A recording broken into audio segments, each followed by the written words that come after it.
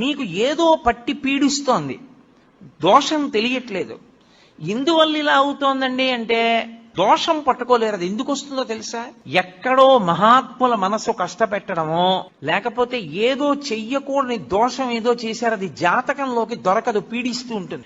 మీకు దొరకని దోషం పోవాలి అంటే ఒక్క నంది అభిషేకానికే పోతుంది. అది ఎప్పుడో తెలుసా? ఎప్పుడు పడితే అప్పుడు చేయడానికి వీల్లేదు. త్రయోదశి నాటి సాయంకాలం శివాలయంలో శివలింగానికి పొద్దున్న అభిషేకం అయిపోతుంది కాబట్టి అలంకారం చేసేసి రుద్రాధ్యాయంతో నందీశ్వరుడికి అభిషేకం చేస్తారు. అభిషేకం చేసి నంది మూర్తిని అంతటినీ కడిగి అలంకారం చేసి చందనం బొట్టు పెట్టి నందీశ్వరుడికి శివలింగానికి ఏకకాలంలో హారతిత్తితే సమస్త దోషములు